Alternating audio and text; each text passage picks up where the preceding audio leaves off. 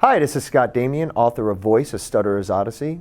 The following are a few clips from my speaking engagement at Barnes & Noble. Hope you enjoy. Prologue.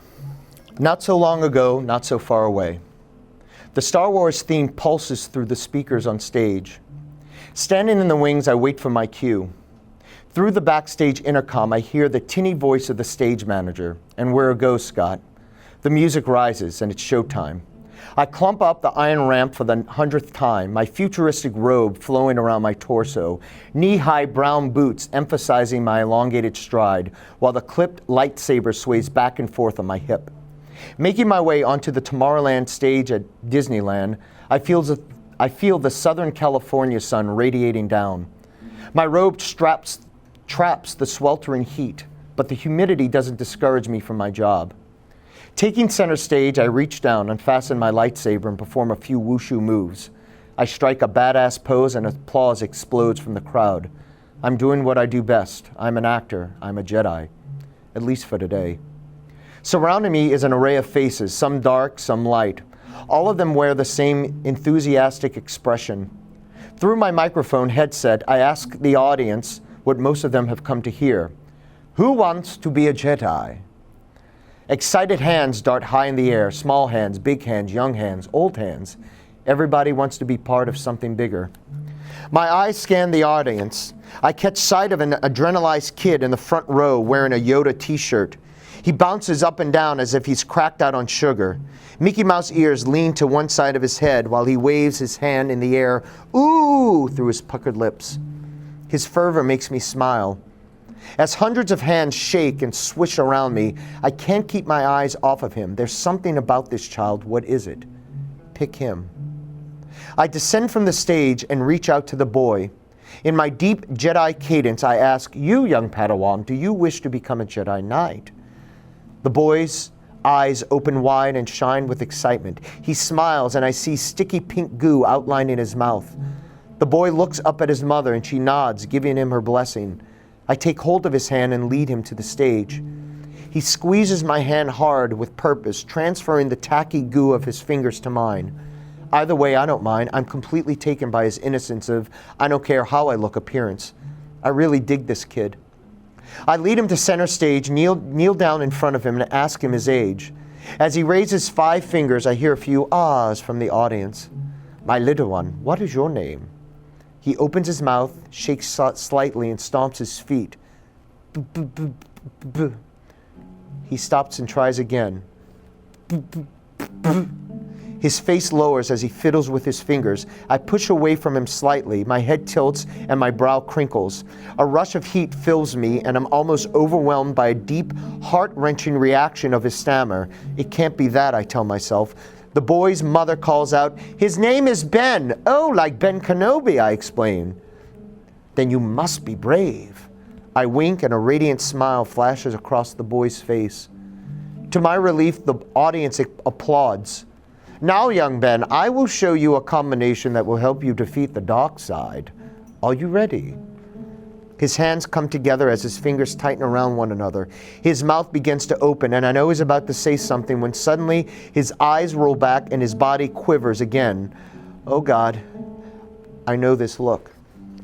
Do you think I can meet Yoda? The boy struggles to ask. His stammer echoes through my microphone. The audience is silent still. No one moves. Ben looks around, confused as all eyes focus on him. A few boys giggle from the audience. Ben looks away from the crowd and shakes his head. A frown arches on his face and his chin begins to tremble. No, Ben, don't give in to it, I think to myself as I remain frozen.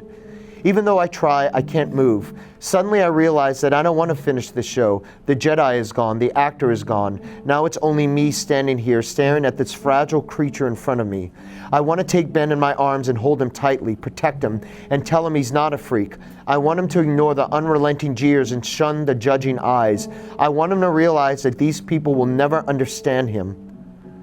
I don't want to whisk Ben away to a long time ago in a galaxy far, far away. All I want to do is take him to another time, not so long ago, not so far away, where another frail boy encountered brokenness and defeat, struggle and victory, and ultimately stepped onto his own yellow brick road and began his journey to find his voice, my voice. A little about my life. I grew up in the suburbs of New Orleans, which is Metairie.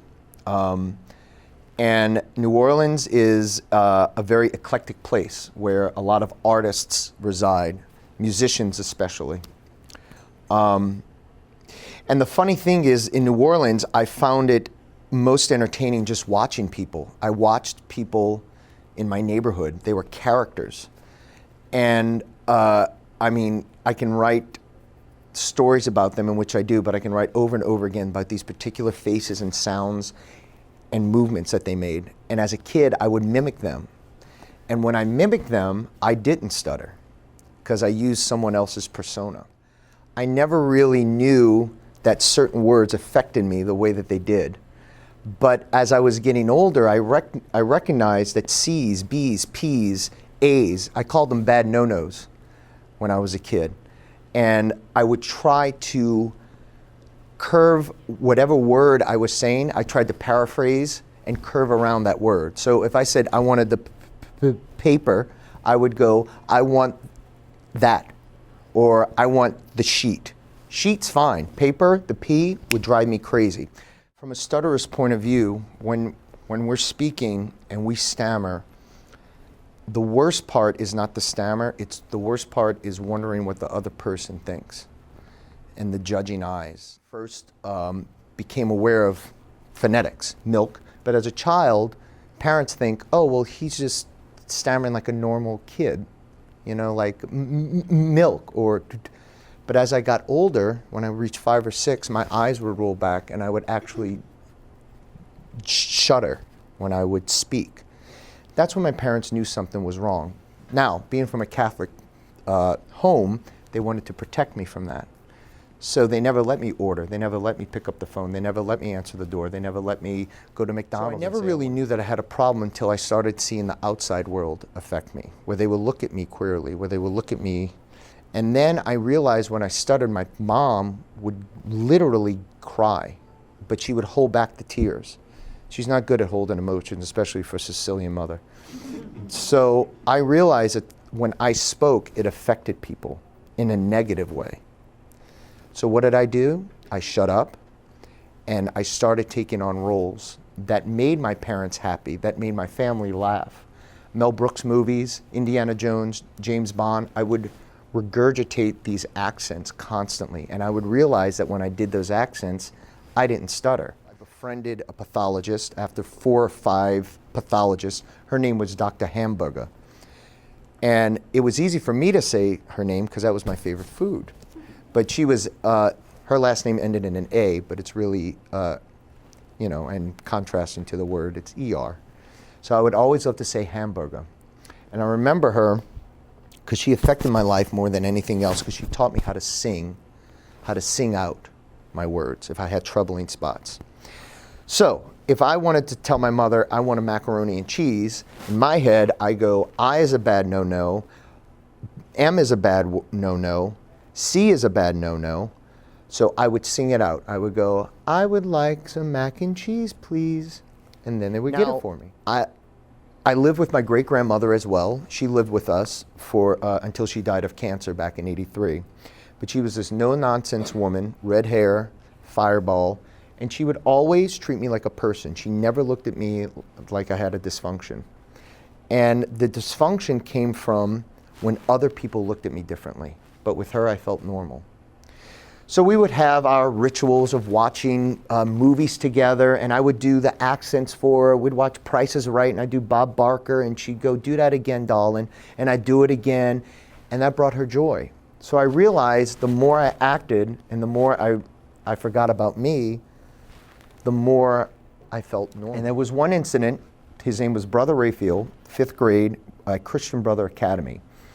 He picked on me to read, and he didn't know I had a stutter. And I was so nervous that I peed in my pants. And Brother Raphael, it was an icebreaker, more or less, because he took me on the side and he apologized. And he said, I hear you say these words outside of class, but you don't stutter. I don't understand. Because when I'm by myself, I read the Shakespeare, I read the books out loud. I felt like, again, I felt like a hero. I didn't feel like Scott. So he opened my eyes to the literary world, where he would take me on the side and we would read books at lunch, in between classes, and he became my mentor, my artistic mentor. I'll say, because the more I immersed myself in the roles, the more I didn't worry about what other people thought. They were having auditions for Little Shop of Horrors, and I thought, well, I could sing beautifully. I don't have to say words, so I'll be an ensemble. So I go in, and I knew all musicals verbatim. Not because I wanted to, but because my brother blared them through the house every Saturday and Sunday, and we were forced to listen. So I knew Suddenly Seymour like that. I could sing an a cappella. So I sang it, and the figure in the back goes, "Great, Scott, can you come back and read some sides for me in about an hour?"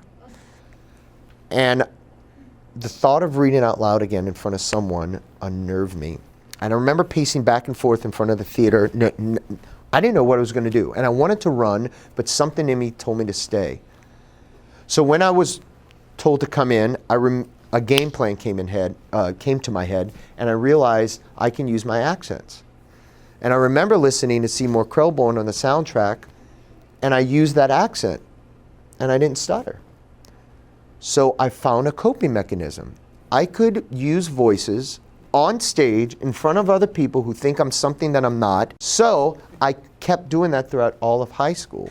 And Mr. G was the name of the silhouetted guy in the back. And Mr. G really opened my eyes to theater. And I remember him telling me one day, we were doing The Odd Couple senior year, and I would study Jack Klugman like no other, because my mom and Nettie, my great-grandmother, and I would watch Quincy. So I knew the Jack Klugman gruff, you know. So as Oscar, I would tell Felix, "Hey, Felix, come on out here, blah, blah, blah." Now, I was a senior using this older man's voice. So Mr. G one day during rehearsal says, "Let's not do the accent, just use your voice." And I started shaking, stuttering, stomping my feet, paraphrasing the dialogue. And he goes, "That's not what's written. Scott, can we take 5? Sure. So I go outside, and he knew about my stuttering problem. He says, "Scott, the day that you release your accent is the day that you become a real actor." So waiting tables as a stutterer is a very complicated thing, because as a server, I could put on an air like in my head while I was driving I worked at Chili's, Bennigan's, wherever. I'd put in my head, before I saw that red pepper chili, I'd say to myself, "I'm not Scott anymore," and I would give myself a name, like, "I'm John, the waiter. I'm Hector, the waiter." And I would go up and say, "Hi, my name's Scott. And I put on this voice. So I wouldn't stutter, because I knew if I stuttered, I wouldn't get tips. Again, I wasn't being myself, but I was close to it. Because I would do Shakespeare, but I would do it in my English British accent, and I would get away with it. This English director he's from Glasgow. His name's Ian Wooldridge. He told me, "I want everyone to do a monologue for tomorrow's class." So I picked King Lear, the Edmund speech. And I was going to do it with a Scottish brogue. And I said, I'm going to show them what acting's really about. I'm going to do this Scottish brogue, and he's going to flip. And I start the brogue, and Ian goes, "Excuse me, Scott, what is this accent you're doing?" I said, "Well, I'm doing the..." "Please don't do that. I want to hear your voice." And I clamped up and I said, "I need 5 minutes." Well, that 5 minutes turned into the next day, where I did not go back to class. And I was at a crossroad where I could, again, go out of my comfort zone, or I could stay on track and hide behind my accents and not really be, as Mr. G said, the actor that I could be. So fast forward the next week, Ian told me to do the piece again. And Raven was in my class, and I stared at her the whole class. And I did, "Thou nature art my goddess, to thy services I am abound. Wherefore should I stand in the plague of nations and permit the cure?" And I said it without an accent, because I had an emotion to connect with it. Of course, Raven was squirming, but I realized when I connected a real emotion, when I was honest with myself, poor girl didn't ask for it, but when I connected to myself, I didn't stutter. They say that stuttering, once you get over it, you're fine. You're never fine. Once you're a stutterer, you're always a stutterer, because I still carry that baggage. We're so good, especially as artists, we're so good at negating our emotions to try to please others, because we have to put on a show in the show called life. That's what we think, but we don't. We can just be who we are. It doesn't matter if you're trying to please somebody, just do what you do best and go after it with gusto. And people will follow. People will approve it. We have to embrace our brokenness, because with our brokenness, we find our true calling. And through the brokenness, we piece it all together.